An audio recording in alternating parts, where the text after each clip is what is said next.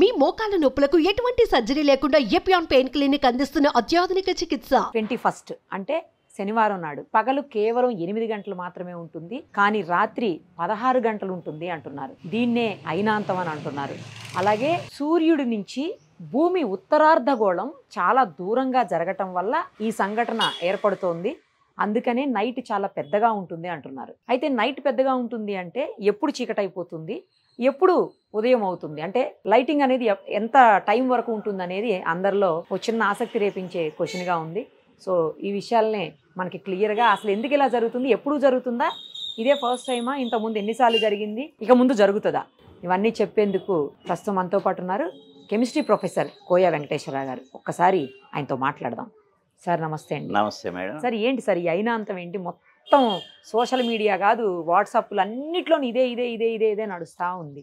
అంటే ఏంటి అసలు? ఒక విధంగా ఇది చెప్పాలి అంటే భూమి సూర్యుడి చుట్టూ తిరిగే విధానంలో నిరంతరం జరిగే మార్పుల వలన ఇలాంటి విషయాలు మనకు ఉత్పన్నం అవుతాయి. నిజానికి భూమి గనక టోటల్ స్పెరికల్గా ఉండి ఒకే తన అక్షం చుట్టే తిరుగుతూ ఉన్నట్లయితే ఈ సమస్య వచ్చేది కాదు.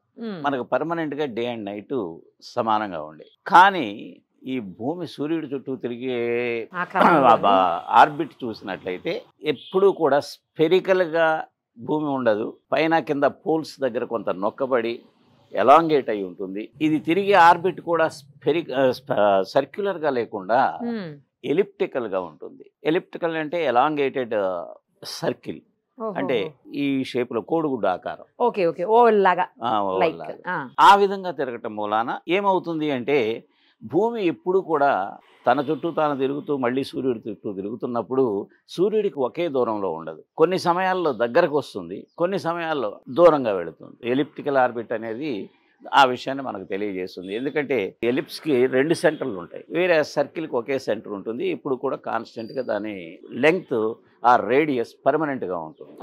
ఇక్కడ అట్లా కాకుండా దూరాలు మారుతూ ఉంటాయి. కాబట్టి ఎప్పుడైతే భూమి సూర్యుడికి ఆర్బిట్లో తిరుగుతున్నప్పుడు ఎలిప్టికల్ పొజిషన్కి దూరంగా వెళ్ళినప్పుడు డెఫినెట్గా సూర్యుడి యొక్క కాంతి కిరణాలు భూమి మీద పడే అవకాశం తక్కువైపోవటం మూలాన మనకి చీకటిలాగా అనిపిస్తుంది. అదే ఎప్పుడు కూడా మీరు దాన్ని ఈక్వేటర్ దగ్గర కనుక చూసినట్లయితే భూమధ్య రేఖ దగ్గర అక్కడ రేస్ ఎప్పుడు సమానంగా ఉంటాయి. కాబట్టి ఆ ప్రాంతాల్లో నివసించే వాళ్ళకి మాకు డే అండ్ నైట్ సమానంగా ఉంటాయి అనిపిస్తుంది. ఇప్పుడు నార్త్ పోల్ వైపు, సౌత్ పోల్ వైపు మీరు అన్నట్లు hemisphere towards north, hemisphere towards south తీసుకున్నట్లయితే వాళ్ళకి ఈ ప్రాబ్లమ్స్ వస్తాయి. ఇవి అసలు భూమి తిరుగుతూ తన యాక్సిస్ చుట్టూ తిరగకుండా ఒక 23.5 డిగ్రీలు టిల్ట్ అయ్యి, అంటే తన యాక్సిస్ స్ట్రైట్గా ఉంటే ఇది 23.5 డిగ్రీలు టిల్ట్ అయ్యి ఇంకో పక్కకి ఆ యాక్సిస్ చుట్టూ తిరుగుతుంది కొత్తది.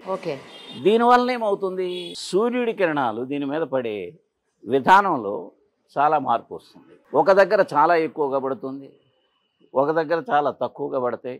దీని మూలాన మనము సూర్యకిరణాలను బట్టే డే అండ్ నైట్ నిర్ణయిస్తాం. కాబట్టి తక్కువ కిరణాలు పడే దగ్గర డే టైము తక్కువ ఉంటుందని, ఎక్కువ కిరణాలు పడే దగ్గర డే టైం ఎక్కువ ఉంటుంది అనుకుంటాం. ఇక్కడ మనకి ఒక 4 ఈ భూమి సూర్యుడికి చెందినటువంటి పాయింట్లు గుర్తుండాలి. ఈక్వినాక్స్లు అంటే 2, ఈ ఇప్పుడు మనకు వచ్చినటువంటి ఇది ఒక డే, తర్వాత ఇలాంటి డేనే మనకి డిసెంబర్లో వస్తుంది. డిసెంబర్ ఇది, డిసెంబర్ అంటే ఇంకొకటి జూన్లో వస్తుంది. అంటే ఏడాదికి 2 సార్లు ఇలా జరుగుతుంది. అయితే ఏడాదికి 2 సార్లు జరుగుతుంది. ఒకసారేమో సదరన్ రీజియన్ వాళ్ళకి తేడా వస్తుంది, సదరన్ గ్లోబ్ లో ఉండే వాళ్ళకి ఈసారి నార్థరన్, అట్లా జరుగుతుంది అన్నమాట. ఈ విధంగా మార్పులు వస్తాయి. అది జూన్ 21, 22లో జరిగితే ఇది డిసెంబర్ 21 నుంచి 23 మధ్యలో, ఈసారి ఇది 21న వస్తుంది అనే విషయాన్ని నిర్ధారణ చేశారు. ఈ టిల్టింగ్ కూడా భూమి ఎందుకు ఉంటుంది అంటే దీనికి ఒక థియరీ చెప్పారు.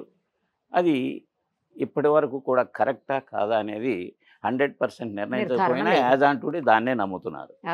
ఏమిటంటే ఈ భూమి ఏర్పడేటప్పుడే భూమి లాంటి ఇంకో గ్రహం, అది మార్స్ సైజులో ఉంటుంది, మార్స్ గ్రహం సైజులో వచ్చి దీన్ని ఢీకొనటం మూలాన 2 కలిసి ఆ ప్రెషర్కి మెల్ట్ అయిపోయి కొత్తగా భూమి, చంద్రుడు ఈ 2 ఏర్పడినాయని ఈ దాని పేరు థియా అన్నారు, ఆ గ్రహం పేరు. ఆ థియా గ్రహం ఢీకొనడం వల్లనే భూమి తన ఆర్బిట్లో డైరెక్ట్గా తన యాక్సిస్ చుట్టూ తిరగకుండా కొంచెం టిల్ట్ అయింది అనేది ఒక థియరీ. అది ఇంకా ఎస్టాబ్లిష్ కాలేదు, దానికి రుజువు కావాలి. కాకపోతే ఇప్పుడు టిల్ట్ అయి ఉన్నది కాబట్టి ఉన్నంతలో ఎక్స్ప్లెనేషన్ సైంటిఫిక్గా దాన్ని తీసుకుంటున్నాం. సార్ ఇప్పుడు ఇది నార్థరన్ సైడ్ అంటున్నారు కాబట్టి మన ఇండియాతో పాటు ఇంకా ఎక్కడెక్కడ ఏ ఏ దేశాలు ఇలా జరిగే అవకాశం కనిపిస్తుంది? ఆటోమేటిక్గా ఈ లైన్లో వెళ్ళేది సార్ ఇంకా డెఫినెట్గా ట్రాపిక్ ఆఫ్ క్యాప్రికార్న్ ఏరియా. దానిలో ఇప్పుడు ఎక్కువ చీకటి వచ్చే తక్కువ పగలు ఎక్కువ రాత్రి వచ్చే అవకాశం ఉంటుంది. ఎక్కువ రాత్రి తక్కువ పగలు అంటున్నాం కదా, అంటే 7 గంటల వరకు చీకటిగానే ఉంటుందా? సాయంత్రం 3 నుంచి 4 నుంచి చీకటి అయిపోతుందా? అంత పెద్ద మార్పులేమి కనిపించవు మేడం. వీళ్ళు చెప్పినట్లుగా 8 గంటలది 16 గంటలది అవన్నీ జరగదు. కాకపోతే మనకి ఎప్పుడు కూడా కొంచెం దానికి దీనికి మ్యాక్సిమం 3 అవర్స్ తేడా మ్యాక్సిమం వస్తుంది ఎప్పుడు చూసిన సీజన్లో. అందుకే అమెరికాలో కొన్ని చోట్ల ఏం చేస్తారు అంటే, ఇప్పుడు for example north east area ఉందనుకోండి, ఎవ్రీ ఇయర్లో ఒకసారి టైం మారుస్తారు, ఒక 2 అవర్స్ చేంజ్ చేస్తారు. అంటే మళ్ళీ ఇలాంటి మార్పుల కోసమే, సో దట్ కంట్రీ అంతా కూడా ఒకే టైము మెయింటైన్ అవుతాయి. ఇప్పుడు ఎప్పుడైతే ఇది December 21 వచ్చిందో అప్పుడు భూమి ఏమవుతుందంటే తన టిల్టింగ్ ఆకారంలో ఉండటం మూలాన ఎలిప్టికల్ పాత్లో కూడా సూర్యుడికి దూరంగా వెళ్ళిపోతుంది. దూరంగా వెళ్ళిపోవటం మూలాన రేసు చాలా తక్కువ పడి త్వరగా చీకటి వచ్చినట్లు అనిపిస్తుంది.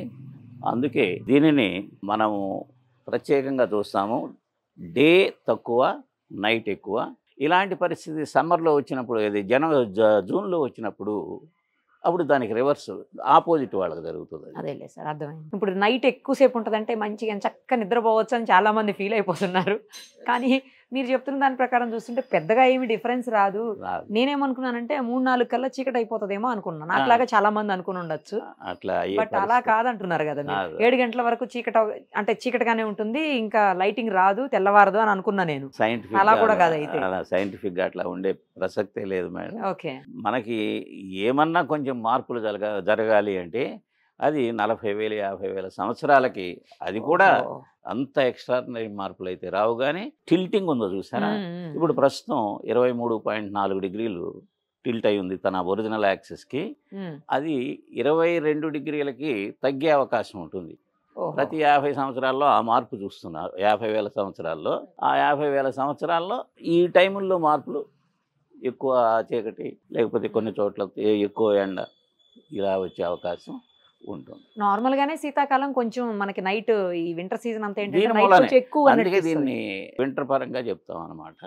అదేమో సమ్మర్ పరంగా, ఏది జూన్లో కరెక్ట్ గా సూర్యుడు ఫర్ ఎగ్జాంపుల్ మన కంట్రీ లాంటి దగ్గర ఈక్వేటర్ మీదే ఉంటాడు 2 రోజులు, భూమధ్య రేఖ కొన్ని టయాల్లో. అప్పుడు 2 టయాలు ఆల్మోస్ట్ సమానంగా ఉంటాయి.